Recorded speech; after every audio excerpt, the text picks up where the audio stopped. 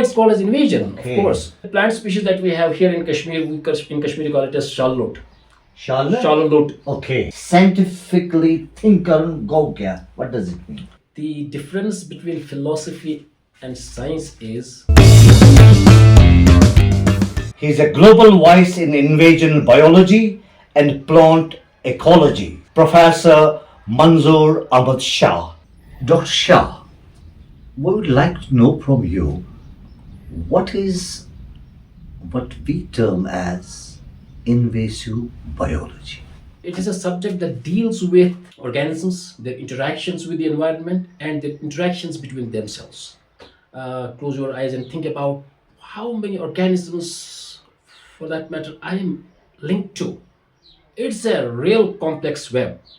All the building diversity that we see here looks good, but all of it is not equally good because there are some native species that were originated here, that evolved here, that are part and parcel of this landscape right from the day one. But there are the plants or the animals that have been brought or introduced from the other regions, which are playing a very kind of negative role so far the interactions with the other species are concerned. Is it that why we call it invasion? Yes, that's why it's called as invasion, Okay. of course. Because as for example, you see yourself or our kids, when they are at home, they are very well behaved kids because they have the pressure of parents in the school, pressure of teachers in the neighborhood, pressure of neighbors. Okay. Imagine a situation where there is When such they pressure. leave home. When there is no such pressure, Pressure. and you leave them at a place, how do they behave there? They So make their everything a character mess. would be actually determined there.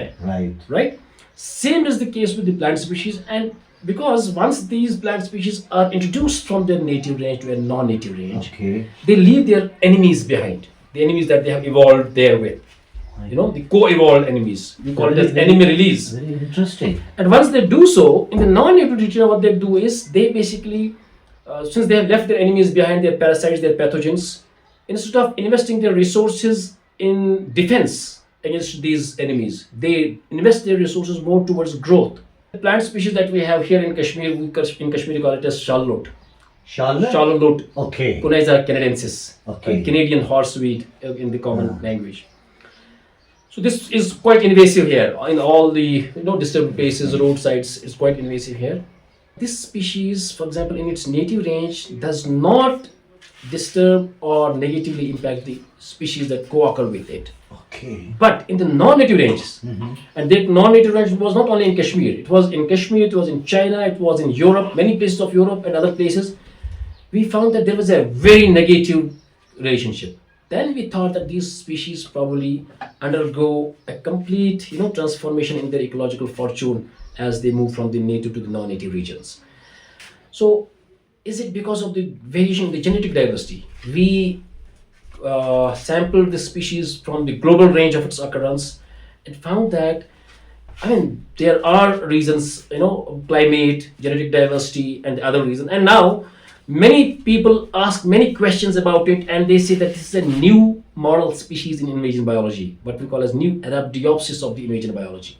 Picking up from there, say how, for example, the soil microbes play an important role. Recently on this Cuneiza, there is a paper published, compares how the soil biota influences the invasiveness of the species. And we have proposed a kind of, a support for a new hypothesis, what we call as enhanced mutualism hypothesis. That in the non-native regions, these species are smart enough to draw soil microbes to their advantage at the cost of the non-native, these native species or the neighboring species there. So they deprive them of the advantages, but get them to their own advantage and proliferate and basically invade. Right. Manzoor sahab, normally जब हम देखते हैं कि अश्वना terms only गसान use, वो से कि scientific thinking. Это कि scientifically इंसान सोचुन. Scientific temperament such as ज़रूरत एम चीज़ खतर एम सोच खतर. What does this term actually mean? Scientifically think and go kya? What does it mean? When you think about, say, why I am existing in this world, what's the purpose of my existence? What makes us human beings different than rest of the creatures is the faculty of thinking. we are the rational beings, and by rational beings we are supposed to ask questions. Right. We are supposed to basically think. Science is all about questioning everything, putting everything to doubt until and unless you don't prove it. God has given everything that is in the closet, every secret that is hidden in this universe, Okay. the inherent potential of coming out of that closet, Right. but asked us to scratch it a bit, right? And that's basically you scratch it a bit by asking questions. So why a tree is a tree and shrub is a shrub and herb is a herb? Is also a question. Okay. Why a tree is not a grass for that matter? Why is it so that, for example, sheep have somehow rendered themselves to be domesticated over the course of evolution, but for example, wild animals Have like not. lions have not? If you think why of it, Right. how of it, that is science. But philosophy also says why and how of things. Why is not science philosophy? Like Descartes, for example, he once said, "Cogito ergo sum." I think, I doubt, therefore I am. So why is not philosophy science then? The difference between philosophy and science is that science believes in proving everything in a tangible way so that you can kind of prove to anyone that it is, for example, like this. But philosophy to me is not different than science, because philosophy provides you the rationale behind science. It helps you to connect the dots in science. It helps you to create stories out of science. And if a good science does not create a story, Right. it is not, It's not science. at all. Philosophy helps you to convert that knowledge into wisdom Okay. and then use that wisdom to basically take better decisions in life, which are, if you look at, for example, what has made difference between West and East in terms of the science and technology so far. Probably it is because of the fact that you have this scientific temperament very much ingrained in the societies there, which is not the case here. In France, you will see, for example, in Paris, there is a tomb of Louis Pasteur. So Right. in Kashmir, for example, you have a lot of praise for these people from literature, which we should have, of course, poets and other people.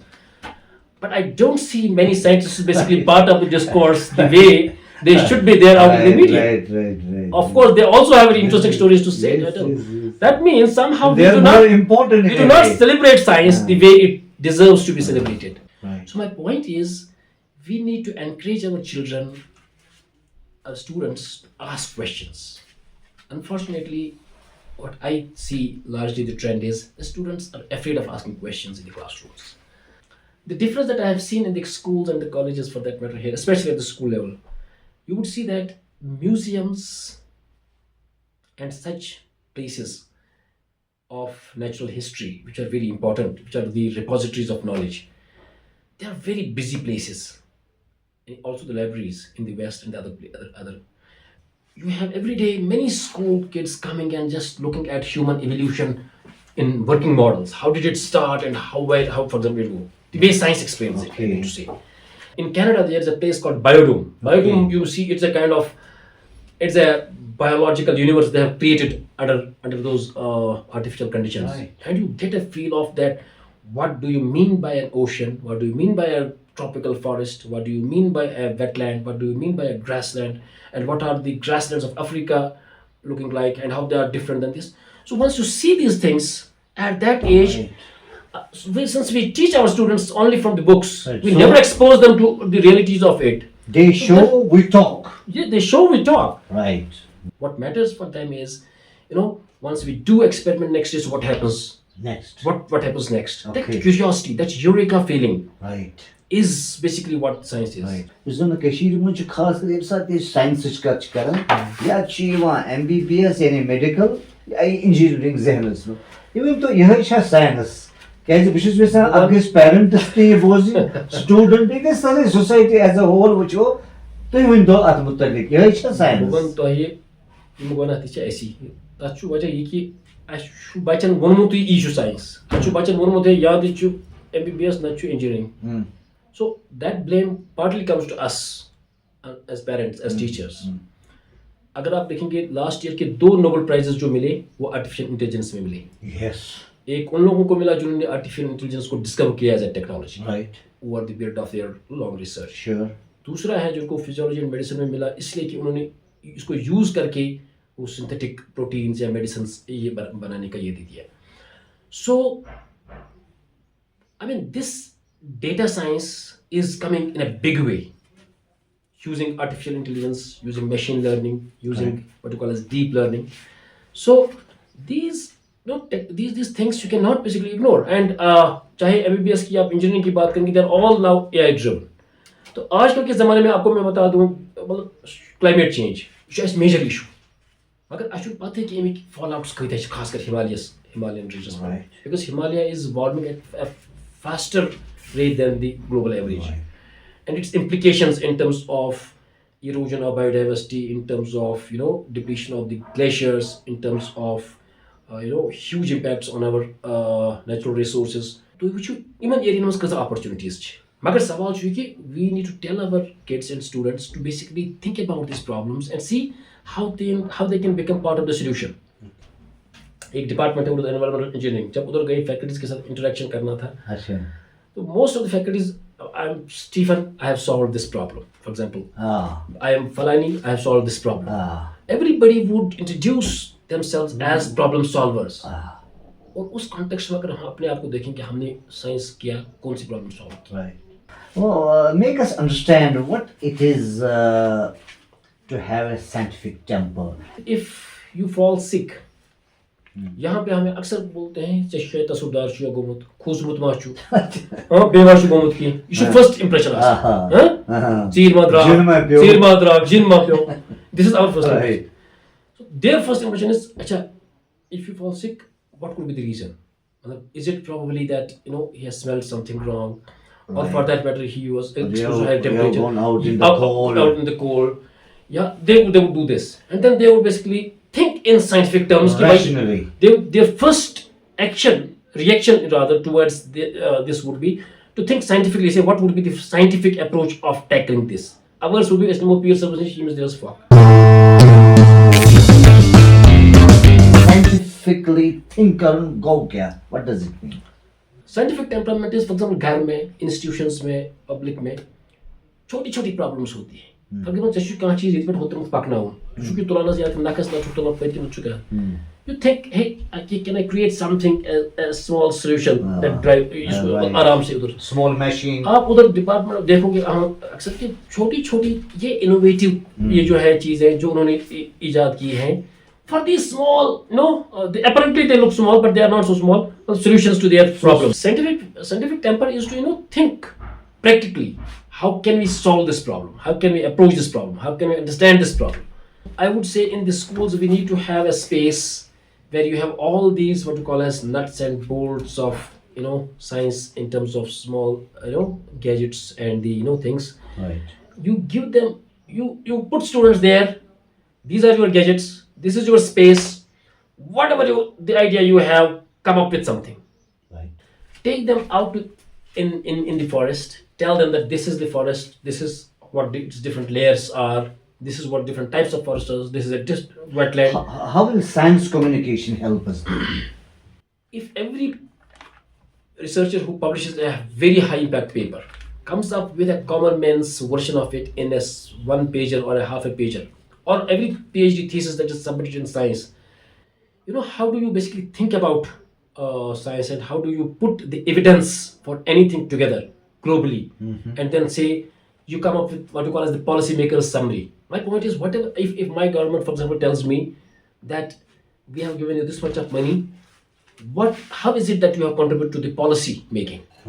So we as scientists need to kind of have the clear policy points out of our research, telling them. Likewise, common man's perspective se bhi jo dekhna hai. So that is what we need to think about. There is where comes the question of society outreach also. Yes. What exactly we are lacking not to reach to the society, and why many of our projects, especially science projects, do not directly, people don't feel any kind of use in them directly.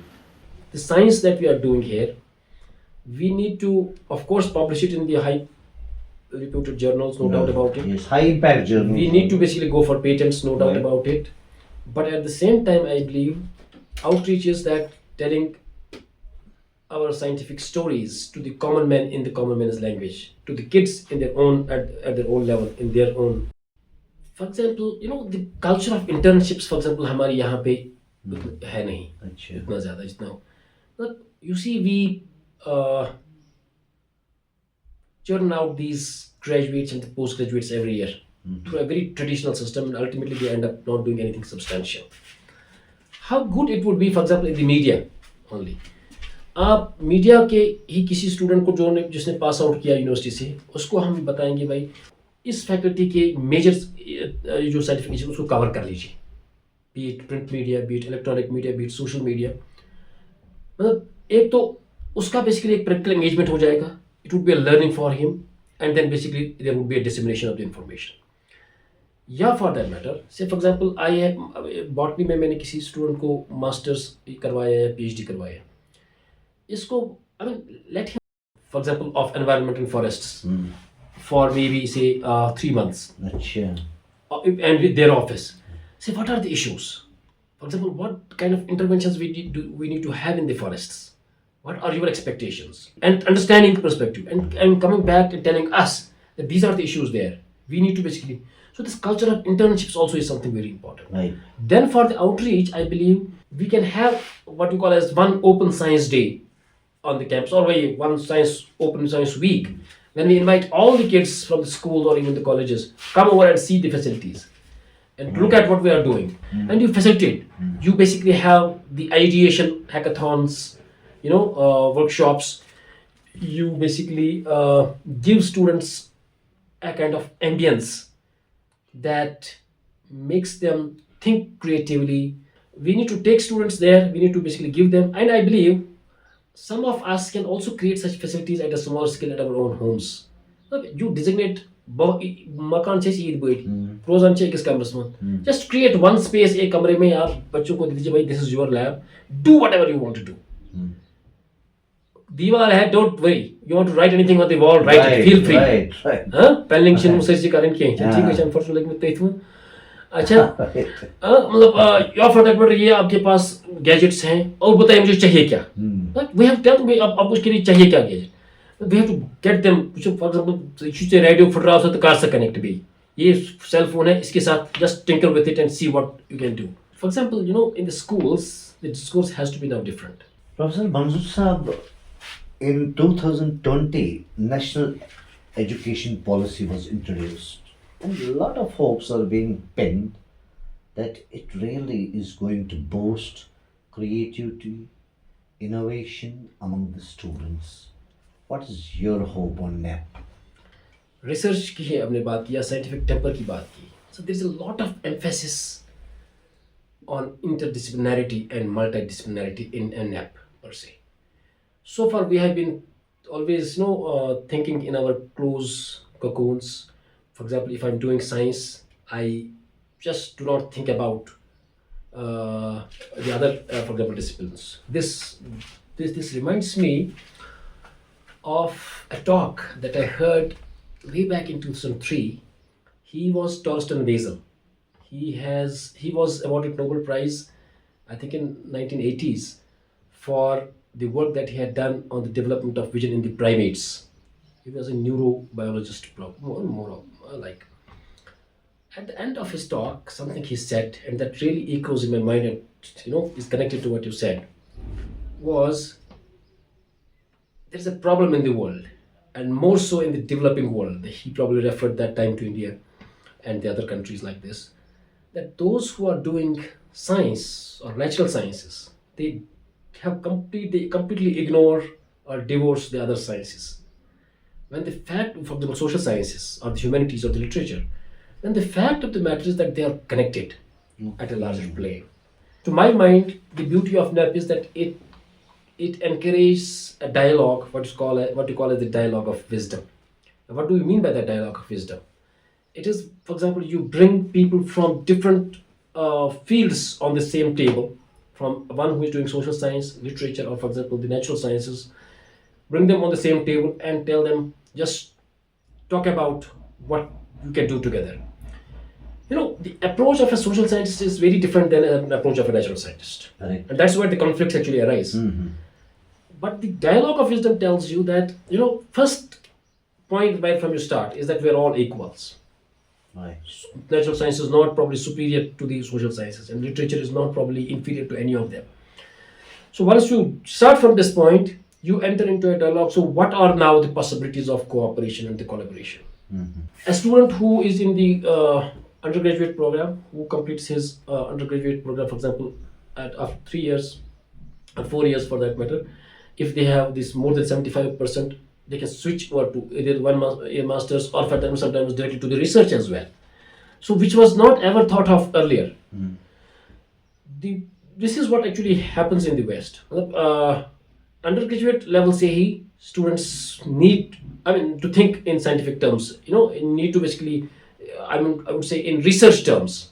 Say for example, how and why of it, as we were referring Right. to. And one more important thing related to this question only is earlier we had a lot of emphasis on Western models for understanding, sciences. Now NEP asks us to, synthesize it with traditional things also, which I think is very important. That I believe also is a beauty of it. Yes. मतलब हम इसका किस context में इसका.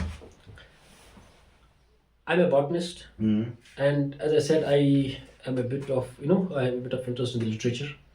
When I read the poetry of Sheikhul Alam, there's a mention of more than 50 plant species in his poetry. And when you look at the context in which he has used them, and when you try to interpret it in present day's context, it seems that Sheikhul Alam is still alive and he's speaking to us. For instance, this climate change has brought a shift in the phenology of plants. When do they flower? Himalaya is changing in terms of the climate. Yeah. What is the evidence? We don't have previous evidence much. You need to create this evidence. In botanical science, we say, for example, if a plant shifts its flowering pattern, is an indication of the climate change. For example, those plant species that would flower in April, they do it in now March. Tang sunt papan cheran sui. Tilma asne kayam de kyaran. Chana? Look at this. For example, chair car, agar aap dekhoge na, they come much earlier than after apples. Right. Because of this climate change, this is happening. Now those gaps or those differences that were there between the species, they are kind of evading. Yes. And this can have a very devastating consequence. Right. For example, इस phenology की study से हम ये जो plant pollinator interactions है, ये भी बहुत, it's a very fascinating science.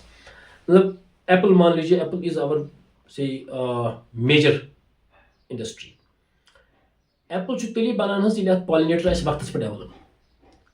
Climate change से क्या शुरू करसान if apple flowers for example 1 month earlier, तब साथ as name is pollinatory. This will lead to complete crop failure, and our whole industry will go. ये जो traditional ecological wisdom है हमारी, if you look at for example what our saints and Sufis have, how environment friendly, They have understood the things. lifestyle they have actually lived and they have propagated. Right. For example, I had suggested, and through this medium I would really take this idea forward. Please. कि ये जो शेखुल आलम ने जिन plants का जिक्र किया है, क्या हम इन्हीं प्लांट स्पीशीज का एक छोटा सा बॉटनिकल गार्डन क्रिएट कर सकते हैं, ताकि जब आपके पास लोग बाहर से आए, आप उनको बोले भाई ये प्लांट्स शेखुल आलम ने इस कॉन्टेक्स्ट में you tell stories about the plants. बाहर के आप क्यों गार्डन में जाएंगे, किसी और there are positions of story tellers. You take a person, he tells you the story, भाई इस प्लांट की नेचुरल हिस्ट्री ये है, Right. यहाँ से आया है, इसके इकोनॉमिक बेनिफिट्स ये हैं, इसके मेडिसिनल वैल्यूज ये हैं, इसके सोशल कनेक्ट्स ये हैं. Right. You actually promote the conservation science Right. by promoting this traditional ecological wisdom that we had. Beyond the Shout, only on Think Media Network, and new voice from Kashmir for the stories that shape tomorrow. Dream classroom. A dream classroom is a classroom where a student, first of all, Ah. feels absolutely free to ask anything under the sky. No hesitations. No I ask barriers. questions first. Second, he has that ambience in the classroom where he feels that I can probably discuss my idea with my teacher and my fellow beings for that matter, and convert my idea into something that he wants. Nowadays, this smart classroom is a buzzword. You have all smart gadgets in the classrooms. I have a slightly different take on it. If you look at the colleges and the universities or other schools also, not many gadgets, and many classrooms are really smart classrooms in that context. You have those LCD projectors, you have the internet connectivity, you have the interactive boards. Fine enough, but look at the quality of students we are producing. It doesn't match at all. That means we are lacking somewhere else, and where we are lacking is you know promoting that basically different model of learning by doing, by tinkering with things, by asking questions. You see, you get different wastes materials and put them on the table in a different way and tell students, just think your way, what value added products, for example, you can make out of these wastes, you know and you see what they will come up with. I'm pretty sure that they will come up with very novel things and novel ideas through which you can convert this waste into wealth. So we train them well. We encourage them to ask questions, but at the same time, we expose them to the best possible mentors, best possible trainings. You know, uh, that would sort of facilitate them getting their ideas converted. So, see, when we innovate, when we discover, when we invent, we do a lot of science activities around the world, and naturally, there is how we endanger our Mother Earth also. I work on invasive species as I told you in the beginning. These invasive species are those species that are existing, चाहे हमारी lakes हैं, forests हैं, road sides हैं, they grow of their own, है ना? And that's a major threat. Invasive species to the global biodiversity are considered as the second largest threat after the habitat fragmentation. कि invasive species को हम कैसे value added products में convert करेंगे. फ्रेगमाइटिस australis for example एक हमारा बहुत invasive species है. हमने इसको लाया और उसको प्रोसेस किया and we converted it into the paper. ठीक है. Likewise, you can convert basically some species into dyes, into different kinds of drugs, into different kinds of waxes for that matter. इससे क्या होता है कि this is a zero investment biomass. You go, you have not to invest anything, you get it, you convert it into product. आपका product चला, so you can earn your livelihoods. You manage the environment. You call it as utilization based management. So we do not harm them. We manage the environment and then get the basically livelihoods done. So we have to understand that environment is paramount, because post COVID, a concept that emerged across the globe is the concept of One Health. And One Health is that you cannot ensure human health, good human health, unless you do not ensure good environmental health and good animal health, right? So there are One Health institutions that are coming across globally. So my point is that we have to kind of make sure that while doing science, we do not somehow fiddle with the environment to the extent that it boomerangs and sort of feeds back negatively. So we have to create a balance. Yes, that's very important. हम उन कहानियों से वाबस्ता हैं जो हम अपनी नानी दादी की गोद में सुना करते थे. Our way of living, our heritage. हर कौम दी पहचान होंदा उसदा कल्चर दी पहचान होंदी है उसदी ज़बान. जो हानियों की खुशबू में और सहन की खामोशी में बसती थी. Our culture, our languages, and our being. أشي أقصد دار مزراونش کوشش کران یت مز سو اخ هوایی یت سانہِ ثقافتٕچ یت سانہِ کلچرٕچ خوشبو آسہِ. उन्हीं लम्हों का हवाला है थिंक न्यू मीडिया नेटवर्क. ਜਿਹੜੇ ਅਖਾਣ ਜਿਹੜੇ ਲੋਕ ਗੀਤਾਂ ਅਸੀਂ ਭੁੱਲ ਗਏ ਦਿਆਂ ਉਹਨਾਂ को याद कराने वास्ते आ रहे हैं ਅਸੀਂ ਤੁਹਾਡੇ ਸਾਹਮਣੇ. This is not a platform for noise, but a space for dignified conversation. माजी का एहतराम, मुस्तकबिल की तलाश. Do you think our colleges, our curriculum as such, or education system as such is fully equipped to the extent that we can produce future scientists? If you look at the world, this question from a more global perspective. Why science has prospered at some places and not at the others? For example, हम US की ही बात करते हैं. Somehow what they did at one point in time is they created conducive lab spaces and the most sophisticated environment across the globe. जो भी best minds say, they ended up there and they contributed to their economy first and led them to their, if at all, to their own countries. So paramount is that we need to create those spaces where scientific temperament, flourishes, and a student does not feel under any compulsion to leave this place for pursuing a scientific discourse elsewhere better. In that context, I believe, there's a huge potential of doing work in that direction.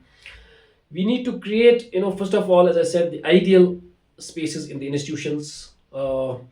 If we want our students to become the globally acknowledged scientists, we need to give them reasons that you have the best possible ambience opportunities here than going elsewhere. And I'm sure they will be always motivated to work here. जो भी हमारे बहुत ही bright लोग बाहर गए, ultimately जब आप बाहर जाते हैं तो you always have that in the heart of hearts this feeling कि भाई I would like to go back and contribute to my. लेकिन जब यहाँ वापस आते हैं, they do not find ambience or the environment conducive to their, जो training उनकी होती है, तो उनकी जो training ही ज़ाया हो जाती है. So we need to think about how can we now go from brain drain to the brain gain and create ideal, system in the institutions where these students and these budding scientists. And उसी के context में आपको एक बताऊँ, there was something that Tim Hunt actually told me. Not me, that he gave a talk and he told something very interesting. कहा कि he was given this Nobel Prize for having discovered this cycline. It's a very important protein in this, the science cycle. कहा कि when I did it in my lab, I discussed it with my supervisor. कहा कि he didn't somehow like it, or he said that probably you are mistaken. He said, like, I was very much, convinced कि भाई ये ठीक है. There is something in this. He tried it again, went to his supervisor. He said that he was not moved. Probably he didn't understand the merit of it. कहा कि I thought, what should I do? Should I accept my failure? He said that what I did was कि मैं एक और lab में दूर गया किसी और साइंटिस्ट के पास और उसकी लैब में ये रिपीट किया, और जब मैंने उसको दिखाया उसने कहा, oh, this is something new. And he says that if I would not have gone to that lab, probably I would not have won the Nobel Prize. So my point is, one, science for example, ये जो failures का है ना concept, मतलब हम यहाँ पे बच्चों को बहुत मतलब आप फेल क्यों हो गए, आपने मतलब साइंस में जो फेलियर्स होते हैं, that's the real knowledge. It's your foundation. Because it's a lot of information that it doesn't work this way, it doesn't work this way. Then only you figure out that it works this way. So we have to tell our students that failures are part of the success stories that you ultimately come. When we talk about people with science backgrounds, usually say they lack that kind of. Normally, I should not generalize. Normally, they lack that aesthetics and understanding of humanities subjects, and then they have to take decisions in the context of lacking that aesthetics or understanding of the humanities. How do you think this is detrimental? Again, I will explain it from a botanist perspective. Okay. We understand plants, we work on plants from very different, very scientific perspectives, of course, is that the science of plants, what you call as. But if you look at these plants, what is art in them? There is a special issue of American Journal of Botany recently published that actually talks about the art of botanical sciences. You have so many different forms of art existent in the architecture of the plants. How you basically bring that botanical art into your, say for example, embroidery, and into your depiction of your thoughts as an artist, is something basically, this aesthetics. That's why I believe we need to kind of encourage the marriage between disciplines. We That's why you will see, for example, in IITs you have the school of social sciences, school of literature, because even if you are producing these engineers or these technocrats, what you call as, but they have some sense of what this humanities is all about. That point is, we as human beings are a complex of many facets, many dimensions. We cannot only go in just one dimension ignoring the other dimensions. For example, spiritual dimension is one, aesthetic dimension, as we talked about, is the other, right? The scientific being is the other, right?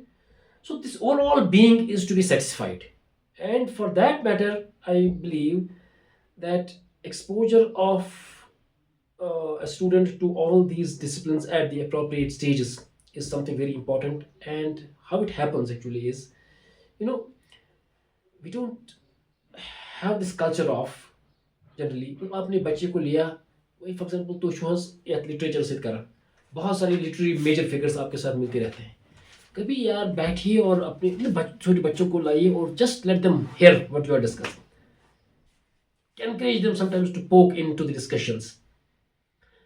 I mean, those who are from the science background, and see in due course of time how this can change the landscape of science, literature, and the social science that we are doing together. Right. So you mean that for a person associated with science, it is very important to know about aesthetics, to know a little at least about art, about aesthetics, about literature. Is it true vice versa also? Should a person from humanities, arts, literature know about sciences also? Is it true I vice? think, I mean, yeah, of course, the basics of it is very important. मतलब मैं आपको बता दूं एक छोटी सी example, डल lake की हम यहाँ से मिसाल देता हूँ आपको। डल लेक को अगर हम मान लीजिए इसमें प्रॉब्लम्स है, इसको संभालना है, भाई आप किसके लिए इसको संभालते हो? Dal is an ecosystem, natural ecosystem that works on the ecological principles, scientific principles of ecology for that matter. So we need to understand it as an ecosystem and how an ecosystem is structured, it functions, and we need to kind of take those into management. But at the same time, Dal has a place in our culture, right?